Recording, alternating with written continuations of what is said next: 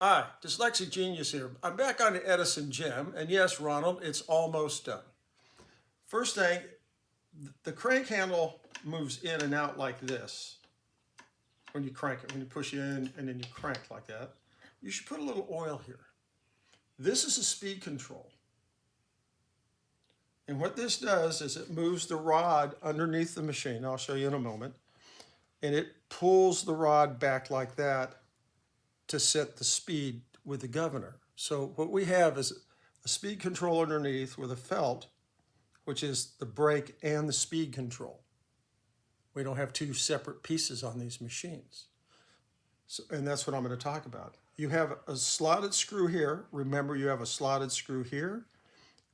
And when you turn it on, you have a set screw right here.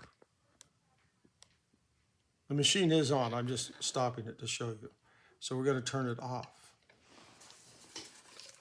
I have the machine set in 2 minutes because I have to set it at 160 RPM. What we have here is the rod. You can see the spring and the rod back up in here. And the rod goes all the way through and it comes back over here and you'll see it screws in to a piece of this right here. And you got to have some thread coming out for that because you're going to have some adjustment. Now what we do is we have the machine unwound and we turn the brake on.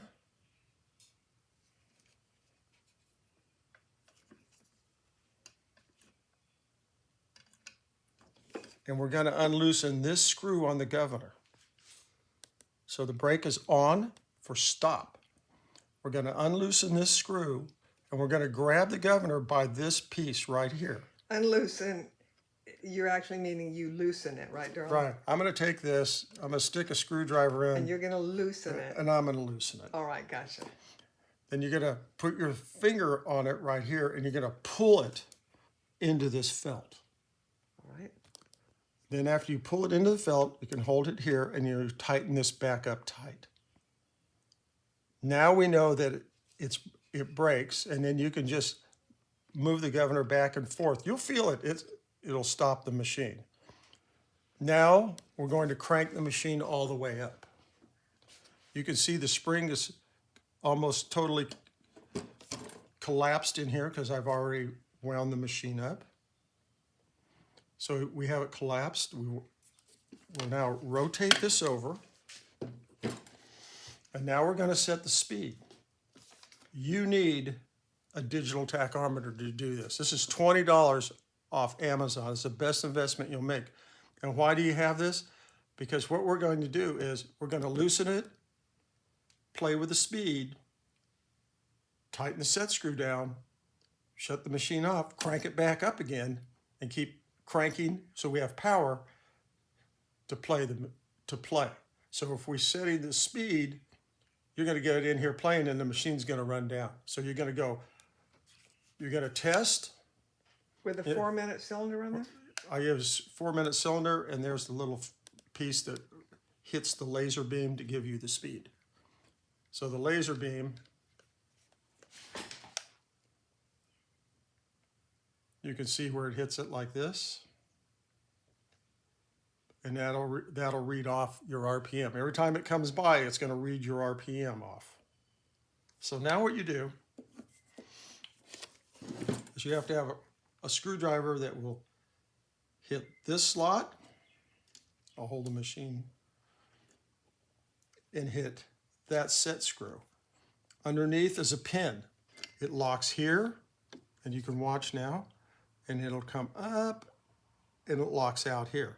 So what you have to do is you have to hold this in the lock position, and then you will put the screwdriver in here and you'll move it back and forth. So if you're playing it, you hear the sound here, you're going, okay, I'm checking it with a digital tach, I'm 20 RPM high. That means I have to make this whoop whoop sound a little bit softer. So you'll come in, adjust a little, tighten the set screw, shut it off, crank it back up because these are extremely underpowered, and you'll crank up, and then you'll go back, turn the machine on, and test it like this.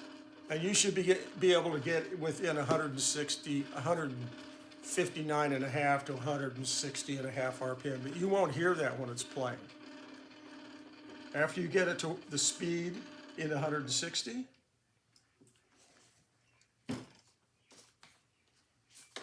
because we're setting this all in 2 minutes, we will put this in.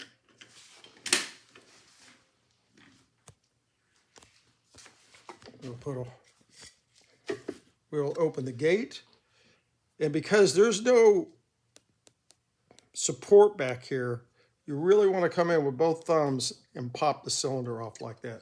And you want to pull out this way, not pushing down or lifting up, because you can bend this rod that goes through the mandrel. We'll put on blowing bubbles because it shows you all the highs and lows of the record, the cylinder. When I close the gates, they have a tendency to lock in right here. You'll see here we have this collar because we set the gap. I don't go in, I always leave a little bit of a distance right there when I do these. Now we're gonna push in, and yet when you're cranking a gem, you'll always have to push in and then crank. And it takes a little bit of getting used to, because you'll crank and then it'll pop out on you.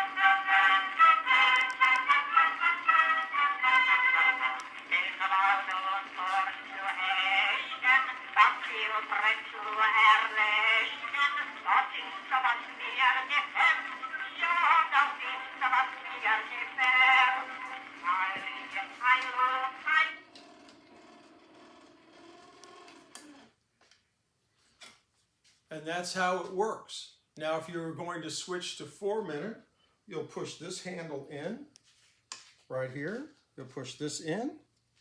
You will lower the 4-minute gear change, and you will turn it on.